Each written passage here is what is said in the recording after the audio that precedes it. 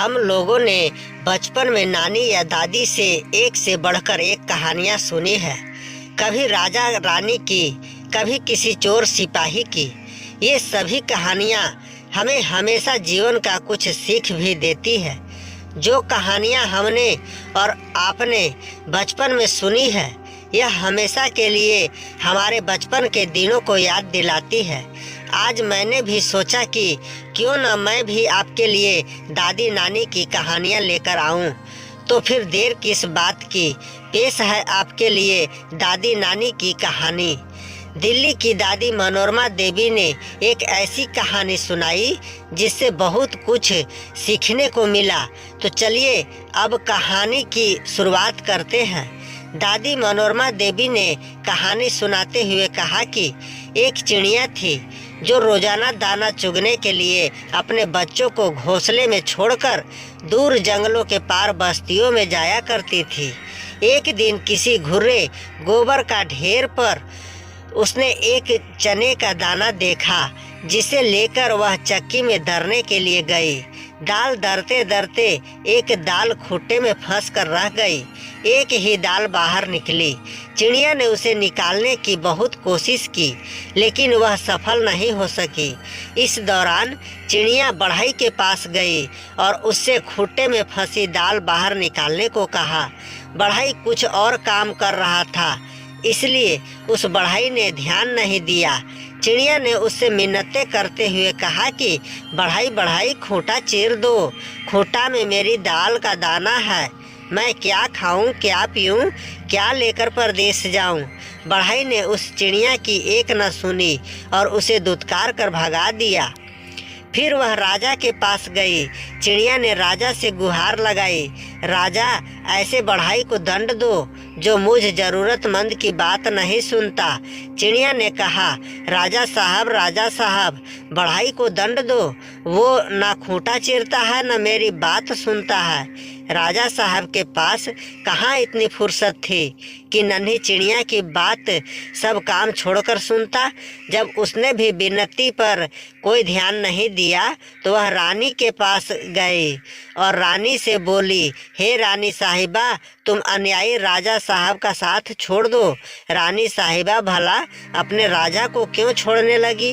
रानी साहिबा ने रोती बिलखती चिड़िया की एक न सुनी और उसकी बात मानने से इनकार कर दिया। फिर गौरैया उड़ी, सांप के बिल के पास जाकर रोने लगी। बिल से निकले सांप ने से अपनी विनती दोहराई। उससे अपनी राम कहानी सुनाकर विषैले सांप से कहा कि तुम जाकर उस रानी साहिबा को डसो जो गरीब की गुहार नहीं सुनती है। जो रानी साहिबा सब कुछ जानकर भी हमें राजा साहब से न्याय नहीं दिला सकी और न ही राजा साहब को छोड़ सकी, उससे तुम जाकर क्यों नहीं डस लेते?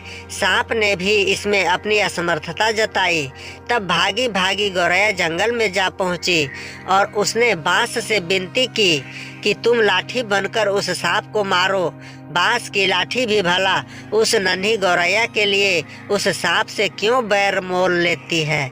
उसने भी इनकार किया तो गौरैया गुस्से से भर उठी और उड़कर भड़भुंजे के यहाँ भभक रही आग के पास पहुँची और उससे ललकारा, हे आग, तुम सारे जंगल को जलाकर राख कर दो, जिसमें वह बांस के पेड़ है जिसकी लाठी मुझ गरीब और बेसहारा के लिए नहीं उठती।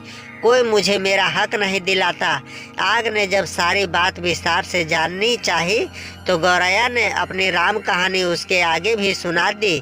फिर आग ने जब इतनी छोटी सी बात के लिए जब गौरैया की बात मानकर पूरे जंगल को जलाना ठीक नहीं समझा और जंगल को जलाने से इनकार कर दिया तो गौरैया बहुत दुखी हुई, लेकिन निराश नहीं। वह सागर के पास पहुंची और उससे अपनी पूरी बात सुनाकर आरजू की। विशाल सागर भला गौरैया की इस गुहार को क्यों सुनता? वह अपनी मस्ती में हंसता हुआ गुजरता रहा और गौरैया उसके किनारे अपना सिर धुनती रही। सुबह से शाम होने को आई। गौरैया को जब यहाँ भी न्याय नहीं मिला तो वह हाथी के पास पहुँची। हाथी के पास उनसे अनुनय की कि तुम चलकर मुझे न्याय दिलवाओ, उस समुद्र को सोख लो जो मुझे दुखियारी की हंसी उड़ाता है। बलवान होते हुए भी अन्यायी के विरुद्ध खड़ा नहीं होता।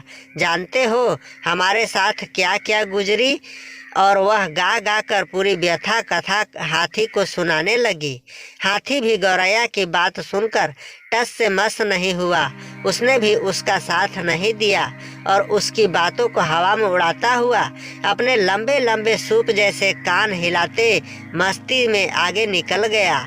तभी चिड़िया को चींटी मिली और चींटी ने चिड़िया की बात सुनी और कहा, मैं तुम्हें न्याय दिलवाऊंगी। इसके बाद दादी ने आगे कहानी सुनाते हुए बताया कि चींटी हाथी के पास गई और कहा, तुम समुंदर को सोख लो वरना मैं तुम्हारे कान में घुस जाऊंगी। अब समुंदर ने कहा, नहीं नहीं रुको, मैं आग को बुझा देता हूँ, मुझे सोखो मत। इस बात से डर कर आग ने कहा, मैं पूरे जंगल को जला देता हूँ, मुझे बुझाना मत। डर कर जंगल में रहने वाले बांस ने कहा, मैं लाठी बनकर सांप को मारूंगा, मुझे जलाना मत। डर कर सांप ने कहा, मैं रानी साहिबा को डस देता हूँ, मुझे मारना मत। डर कर रानी साहिबा ने कहा, मुझे डसना मत, मैं राजा साहब को छोड़ देती हूँ। घबरा कर राजा साहब ने कहा, मुझे छोड़ना मत, मैं बढ़ई को डांटता हूँ। डर कर बढ़ई फिर जाता है और खूंटा को चीर देता है, जिससे चिड़िया की दाल उसे मिल जाती है। कहानी से सीख। इस पूरी कहानी से यह सीख मिलती है कि हमें अपनी ताकत पर कभी घमंड नहीं करना चाहिए। अपनी ताकत के जोर पर दूसरों को परेशान करने की जगह उनकी मदद करनी चाहिए। मुझे आशा है कि आपको यह मनोरमा देवी की कहानी पसंद आई होगी।